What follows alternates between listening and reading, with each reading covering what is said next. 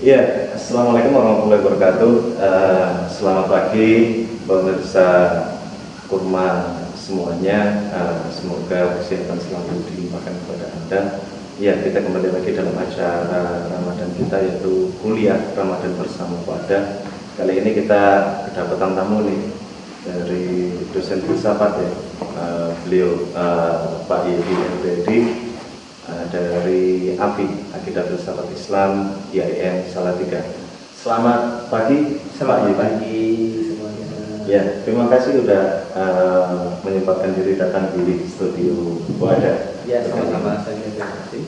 Ya, untuk kali ini sebagaimana tema yang kita ambil, yaitu terkait dengan masalah manajemen emosi, kita akan banyak berbicara masalah itu, Pak Yedi. Okay.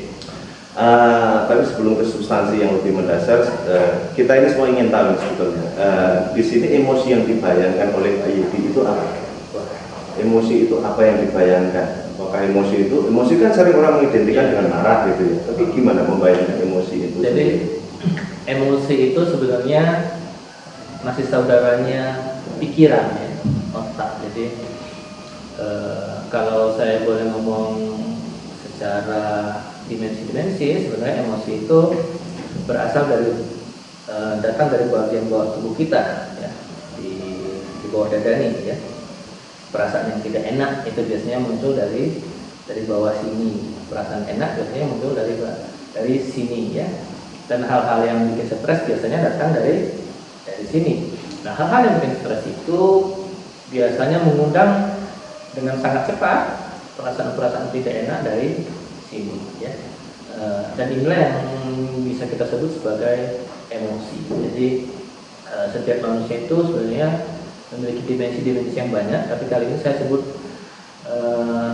saya sebut 3 saja lah ya, bahwa dimensi pikiran, otak, dimensi emosi, dan dimensi rohani spiritual ya. Kalau kita misalnya merasa kesal ya, zaman dulu tuh orang tua selalu pegang dadanya ya, astagfirullahaladzim, astagfirullahaladzim. Nah, kenapa? Karena perasaan enak itu kan datangnya dari sini. Jadi ketika orang-orang tua itu begini-begini, dia ingin segera mendatangkan rasa enak itu sehingga perasaannya bisa menjadi tenang, tidak segalau ketika dia menggunakan perasaan-perasaan dari bawah sini. Nah, sebenarnya biasanya ya, bukan sebenarnya ya, biasanya orang-orang itu, manusia itu sangat dikendalikan oleh apa yang dia pikirkan ya. Dan celakanya lebih banyak pikiran jelek daripada pikiran yang baik ya. Berarti emosi itu sangat terkait erat dengan wilayah yang tidak enak tadi? Tidak juga. Jadi emosi itu juga bisa enak ya. Makanya orang-orang barat bilang ada emosi positif dan emosi negatif ya. Emosi positif misalnya gembira, ceria, lalu kemudian emosi negatif itu bisa marah, bisa dengki dan sebagainya. Tetapi ya itu sama emosi ya. Pernah dengar tidak sebuah ungkapan antara cinta dan benci itu hanya di beda-beda tipis? Iya, beda-beda tipis ya. Orang yang jatuh cinta tahu-tahu bisa jadi benci. Orang yang bisa benci tahu-tahu bisa jatuh cinta. Nah, kenapa? Itu kan emosi. Emosi itu sama. Jadi dia tidak berpindah-pindah kemana-mana saja dengan seketika, dengan cepat sekali ya. Saat hari ini saya benci pada dia, tahu-tahu menit berikutnya saya menjadi senang kepada dia ya, karena itu emosi ya. Jadi sebenarnya emosi, memang orang barat bilang emosi negatif dan emosi positif, tapi sama-sama itu emosi. Dan itu sebenarnya hal-hal yang bisa menghalangi hubungan kita kepada pencipta kita. Ya, ini yang menarik.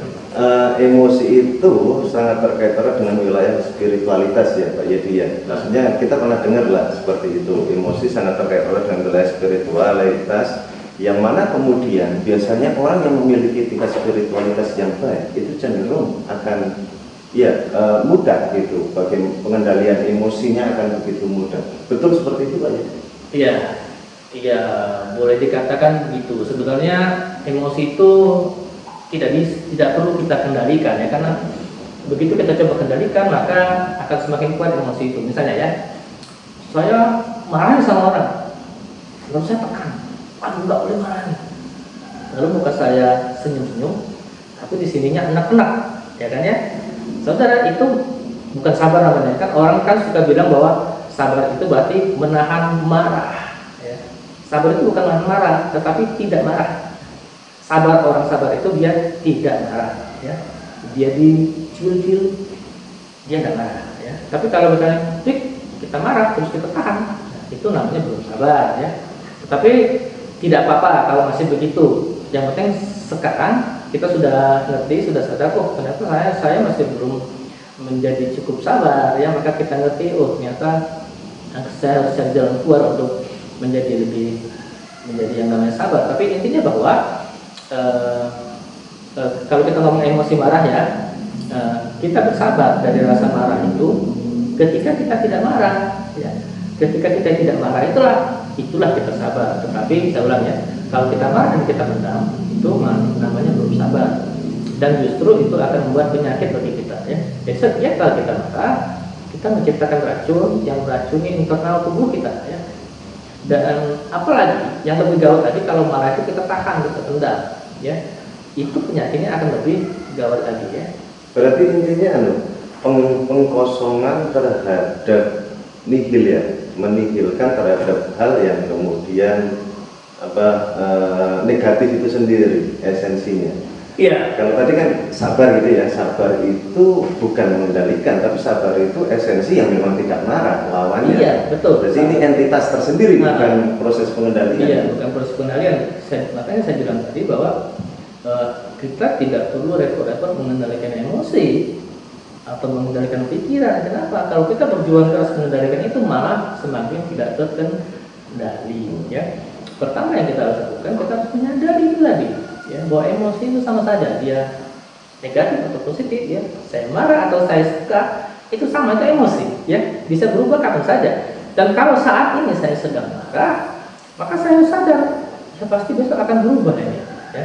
Tapi memang seringkali namanya emosi itu dia berkurangnya pelan-pelan dan datangnya juga pelan-pelan, tidak seperti pikiran kita, ya. Kalau pikiran kita ini, ada orang yang melakukan sesuatu yang jelek, baru saya bilang, wah itu orang yang jelek. Tapi besoknya dia ngasih sedekah sama orang, wah saya langsung pikir, oh dia orang yang baik. Pikiran itu lebih cepat berubah, ya, karena lebih sementara, ya. Pikiran itu lebih sementara daripada emosi. Emosi itu dia lebih lama hilangnya, ya. Orang marah kan bisa lama sekali, ya. Bertengkar pas masih kecil, sudah dewasa ketemu masih begini-begini juga, ya. Ada orang yang ya sudah saya maafkan, tapi dia tidak mau ketemu lagi. Aku nggak mau lihat dia lagi, tapi aku sudah maafkan. Ya, itu sih namanya masih marah, ya. Itu masih marah, ya. Masih dendam, ya. Jadi ketika kita misalnya sudah tidak marah, tidak dendam, itu tidak ada perasaan itu lagi. Saat kita bertemu dengan dia, itu seperti saat pertama kali kita bertemu dengan dia, kenalan dengan dia, tidak ada memori apapun. Kosong, ya. Kosong, tidak ada memori apapun. Dan seharusnya begitu, karena cara bagaimana membuat sesuatu itu menjadi kosong sehingga kemudian ya semuanya menjadi baik-baik saja bagaimana? Pertama kita harus sadar bahwa pikiran maupun emosi itu hal yang sementara saja, ya. Tetapi kalau kita pertahankan terus, ya, dengan cara menahan-nahan dan sebagainya, ya dia akan terus di sini. Dan itulah membuat kita tidak bisa hidup dengan senang. Makanya ada satu dimensi lagi yang juga ditemukan oleh orang barat juga, tapi ya kita sudah tahu sejak lama, ya, bahwa ada dimensi namanya dimensi rohani, dimensi spiritual, ya. Emosi itu hal duniawi, ya. Kalau kita berdoa kepada Tuhan dengan nangis-nangis emosi, tidak akan sampai kepada Tuhan. Itu kan cuma sampai hal-hal duniawi. Tapi kalau kita berdoa kepada Tuhan secara rohani, kita pakai hati kita, ya. Hubungan kita kepada Tuhan itu kan hati, ya, emosi, ya. Maka itu pasti akan sampai kepada Tuhan. Meskipun satu kata sudah kita sebut nama Tuhan, ya Allah, gitu, ya, langsung sampai, ya.